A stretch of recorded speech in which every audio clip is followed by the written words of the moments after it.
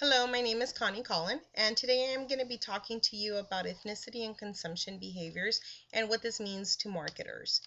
First of all, let's talk a little bit about consumer behavior and what it means. Basically, consumer behavior is just the study of the process in which consumers select an item, how they use it, and how they dispose of it. In other words, what external and internal factors affect the way you choose an item or how you use it. Why is this even important?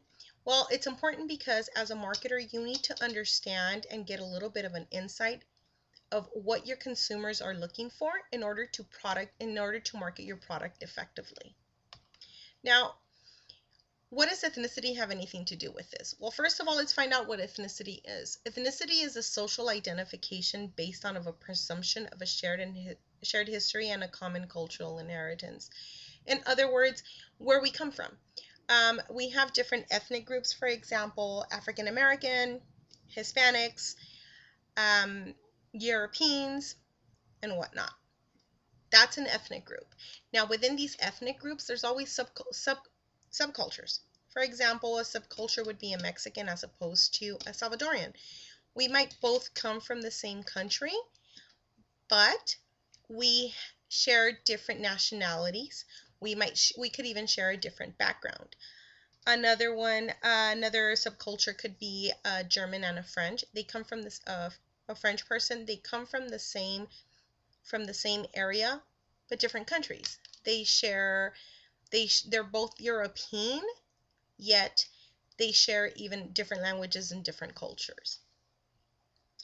Now, why is this even important in marketing terms? This is important because when you start to identify who you want to target in your market, you need to understand their ethnic groups and what it is that they're looking for, how they associate themselves with a certain group, and what is it that that particular ethnic group or ethnicity brings to the table when it comes to purchasing an item, or how you choose and how you use an item. Um, Identifying these patterns in consumption helps to identify what products are suited for what ethnic groups. It also helps in identifying how to market your product and how to associate it with a certain target market.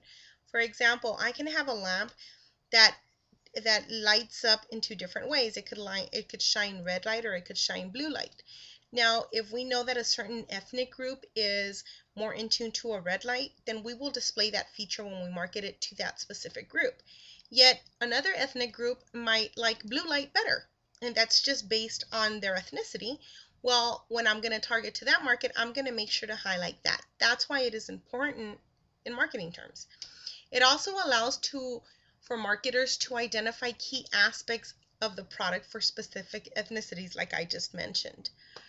Um, Now, why is this even important?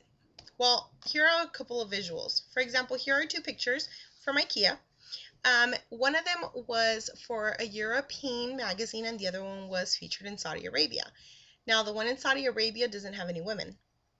The women were photoshopped. If you notice, the one on the left-hand side shows a woman in her pajamas. Well, women in Saudi Arabia don't show their face, don't show any skin, because based on their culture, it's like they're trying to attract a man, and that's something that isn't seen.